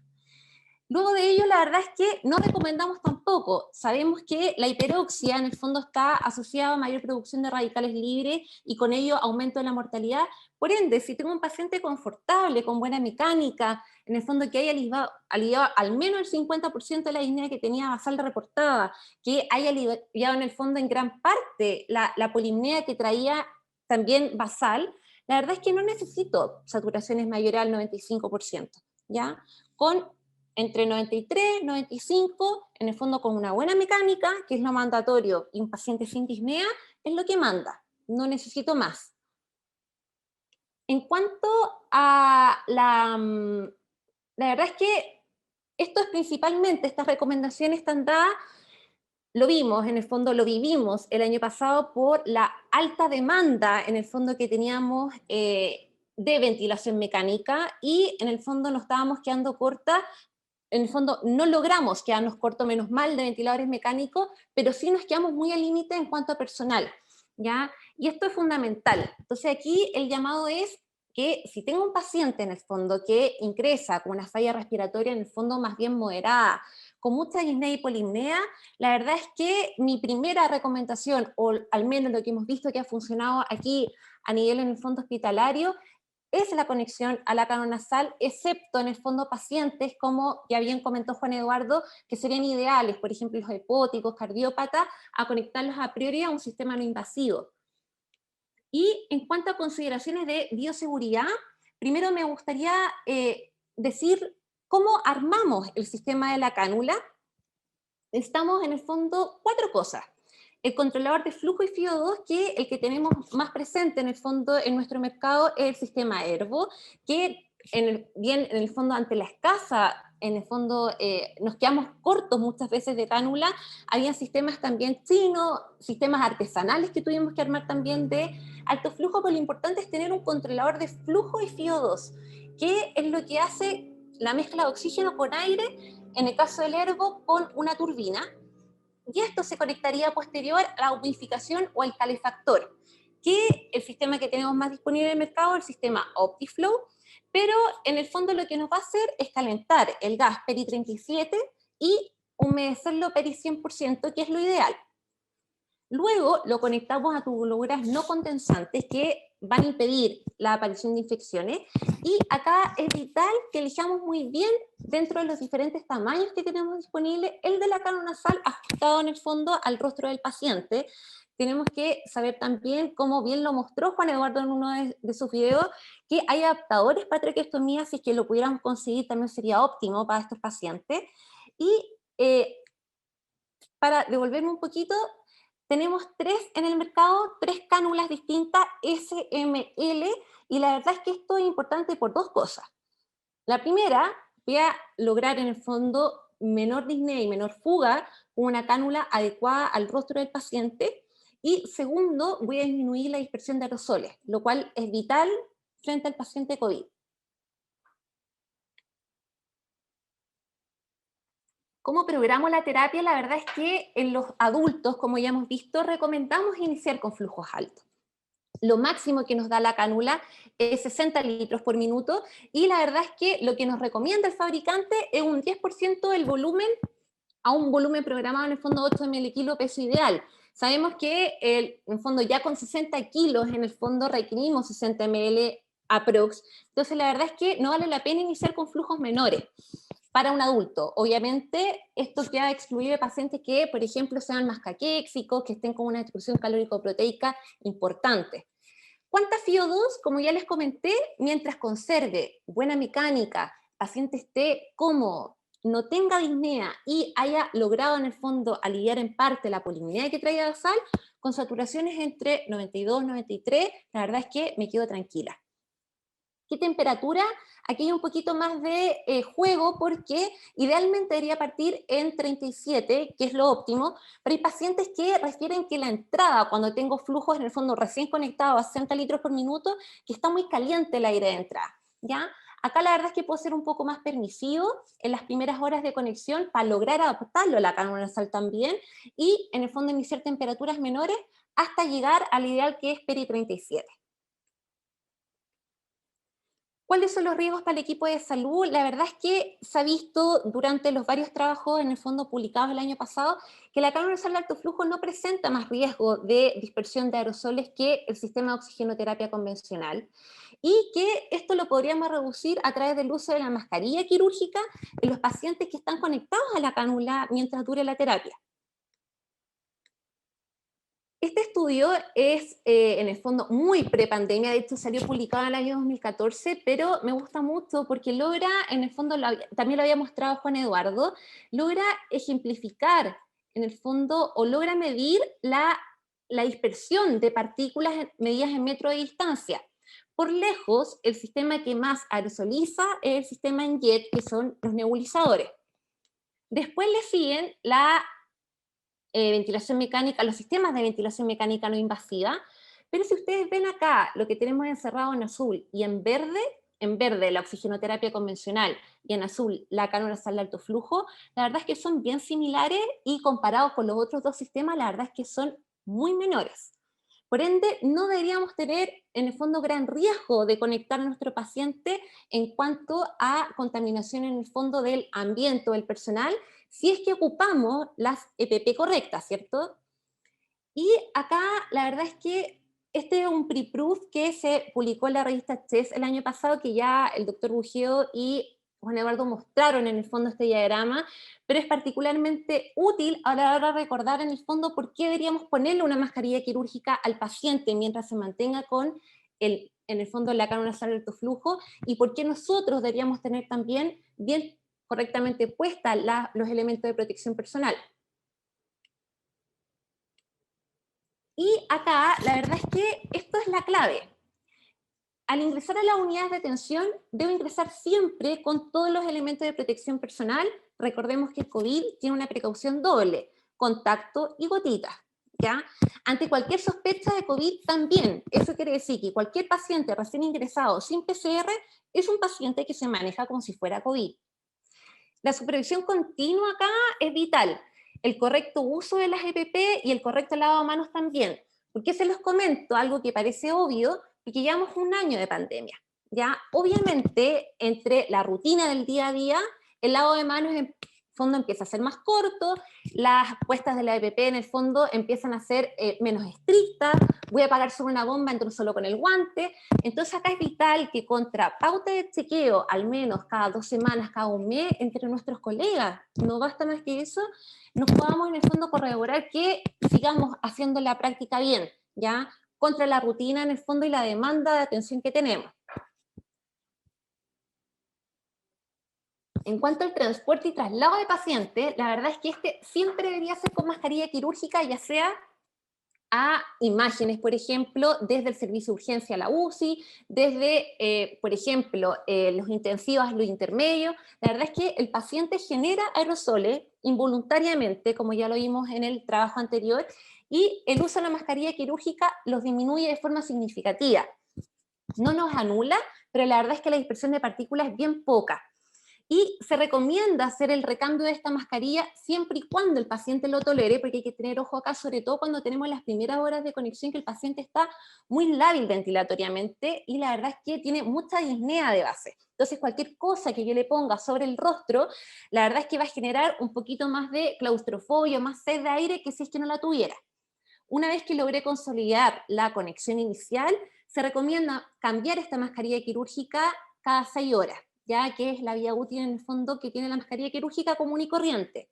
Si cuento con unidades de presión negativa, ideal ocuparla, o en el fondo, en estas habitaciones en el fondo que es la mayoría de los hospitales que tienen en el país, son habitaciones en el fondo en conjunto, tener al paciente en el fondo uno al lado del otro con una distancia mayor a 2 metros, que eso lo cumpliríamos casi siempre.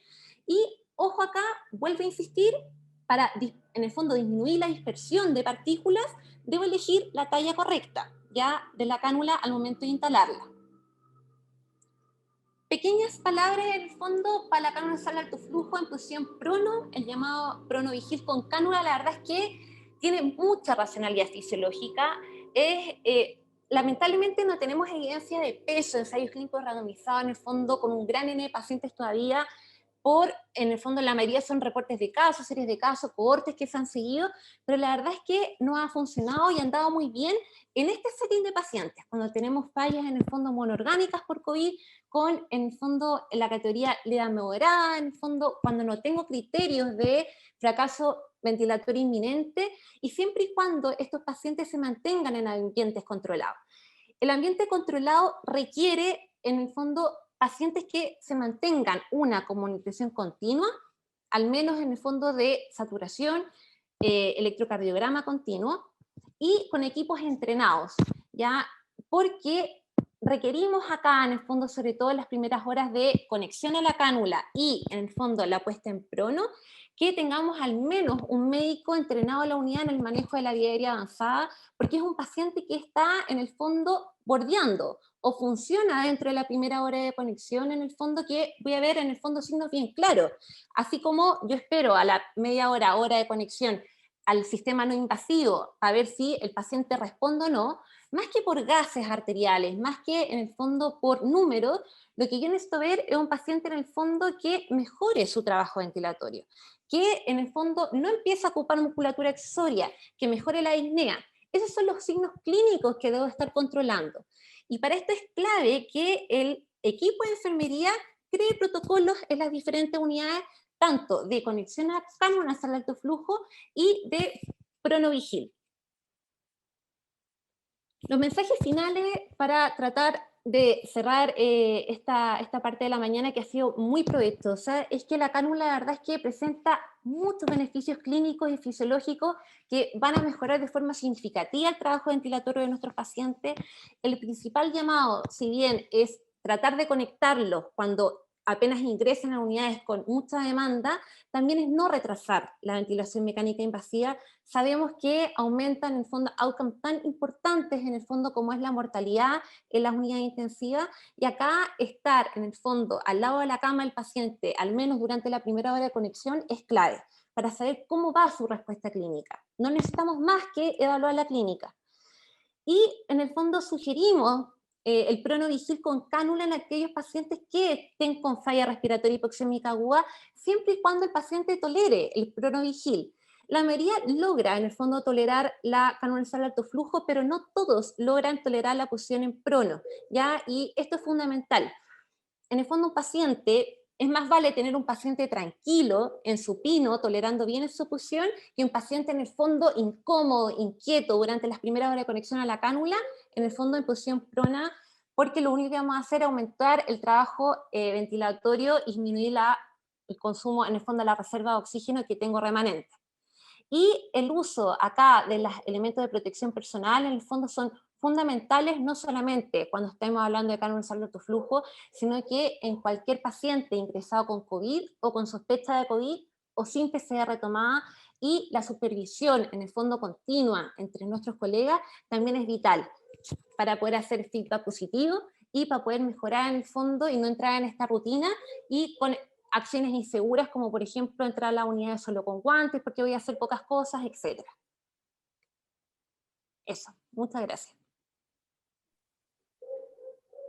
Stephanie, muchas gracias por tu presentación, súper clara, súper potente en varios aspectos, así que nos queda un bálsamo bien ordenado de cómo enfrentar a estos pacientes con cánula de alto flujo. Para cerrar, hay algunas preguntas que han hecho la gente que nos acompaña el día de hoy, y una que me parece bastante redonda y bastante buena para discutir un poco y darle un cierre a la jornada es, voy a resumir un poco lo que plantean.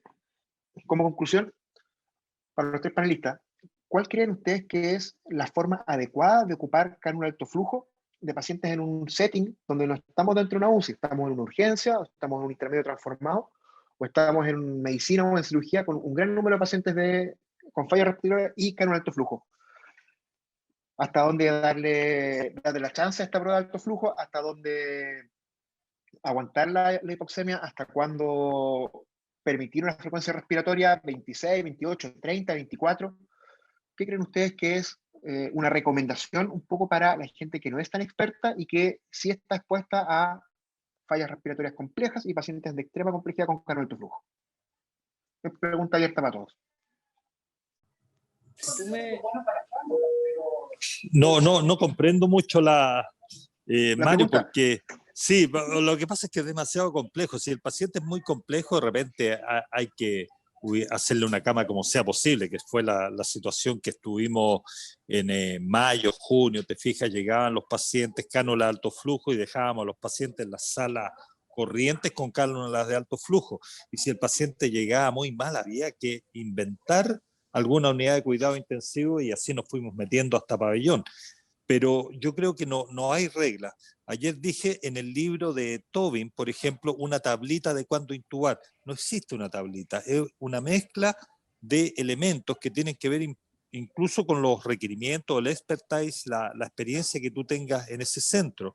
Entonces, la frecuencia por sí sola no sirve. Una frecuencia de 40, si el paciente no está con gran uso de la musculatura cervical, no está con taquicardia, uno puede aguantar, ¿te fijas? Lo importante más que una foto de la frecuencia en ese momento, probablemente es ver la película, tratar de ver las tendencias. Yo le decía ayer que muchas veces los monitores, tú puedes ver las tendencias de las últimas 6, 12 horas, que te va a decir mucha más información, y tratar de elaborar un diagnóstico con respecto a las imágenes que tú estás teniendo, a las comorbilidades del paciente, a la frecuencia respiratoria, el uso de la musculatura accesoria del cuello, del abdomen, los parámetros hemodinámicos, taquicardia, y yo te diría que la saturación es la menos importante, porque un paciente con una saturación de 85, eso es absolutamente una saturación que no implica hipoxia tisular del punto de vista exclusivamente de la oxigenación. Así que es una pregunta compleja que no está resuelta y va a depender mucho de las experiencias de cada centro, pero a los pacientes que veamos que de entrada son muy críticos, probablemente tenemos que tratar de sacarlo a una unidad donde tengan mayores disponibilidades, ya sea de ventilador y de gente experta en el manejo de estos pacientes. Solo para puntualizar algo muy importante que dice el doctor Buggio, la verdad es que en los intensivos en general nosotros miramos no en el fondo parámetros aislados, no números aislados, en el fondo no fotos, en el fondo aisladas del paciente, miramos tendencia y por esto también es súper vital que como equipo de enfermería a la hora que nos entregan el paciente desde la urgencia, por ejemplo, de sala, podamos preguntar en el fondo cuántas horas lleva ahí y cómo se encontraba previamente, para poder tener en el fondo un basal, en el fondo cómo ingresó y cómo yo lo veo ingresar a la unidad para ver si va en franca mejora o la verdad es que voy a puertas en el fondo de la ventilación invasiva. Esos datos, la verdad es que clínicos son fundamentales también a la hora en el fondo de entregarnos información. Bueno, nosotros un poco como estoy bastante de acuerdo en muchas de las cosas, como kinesiólogos nos toca ir bastante a la urgencia a rescatar, son los primeros que bajen a las cánulas de alto flujo, nos toca ir a las urgencias y estoy de acuerdo, no hay receta, pero sí está claro y en todas las presentaciones yo creo que vamos a estar de acuerdo, siempre partir con flujos altos, porque esa era un poco la pregunta, flujos de 50 a 60, FIO2 para saturar sobre 93, temperatura 34, 37 y lo más importante, evaluar todos los parámetros, no solamente la frecuencia respiratoria, la saturación, los gases, sino que también darnos el tiempo y ver la mecánica respiratoria cómo está el paciente. Ver cómo va y darnos tiempo. O sea, las 2 horas por lo menos nosotros no mejora el paciente o se mantiene igual, es un paciente que hay que empezarlo con otro ojo y ver qué alternativa se le va a dar, ya sea intubarlo o pasarlo a otro sistema. Eso.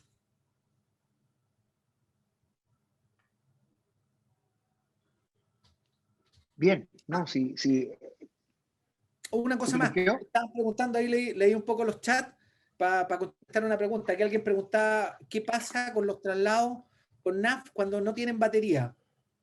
Preguntó ahí alguien. Súper simple. Si no tiene como trasladarlo ahí con la NAF, ocupe una máscara Venturi. Son de alto flujo también, con una mascarilla arriba. Eso quería acotar que Claro. preguntado. Hay una pregunta que está un poco fuera de las charlas, pero me parece relevante porque probablemente la gente tiene la misma duda. Pacientes que presentan alza térmica por alteración del volumen estresado o hipoxia sobre infección en condición lábil. ¿A todos le hago hemocultivo estando con corticoides, ceftriaxona y acitromicina? Mira, en el fondo, yo soy de la idea, y lo que hemos visto durante el transcurso de la pandemia, es que hay que ser implacable con la búsqueda de las infecciones asociadas. Porque uno no se da ni cuenta y de repente está con bacteriemias por estáfilo, te comen las cándidas, aparece el aspergilo. Entonces, siempre que hay cambios o quiebres inflamatorios, siempre que hay deterioro hemodinámico, siempre que hay fiebre, uno tiene que ir a buscar, rotar catéteres si es necesario, y sí, hay que ser muy activo en la búsqueda de infecciones asociadas con estos pacientes. Sí. Yo creo que eso, creo que está bastante redonda la charla de hoy día, las clases han sido súper buenas. Creo que las preguntas en gran parte han sido bien respondidas. No sé si hay alguna cosa más que quieran agregar para ir cerrando. ¿Alguno de nuestros panelistas? No, estamos. Bueno, Muchas gracias nuevamente. muchas gracias a todos. Sí, no, muchas gracias a todos. Gracias por las charlas, gracias por la participación y éxito, ¿eh? A seguirnos cuidando y seguir trabajando. No bajar los Eso. brazos, nos queda harto todavía. Gracias, chao, chao. Cariño, Chao, nos vemos. Gracias.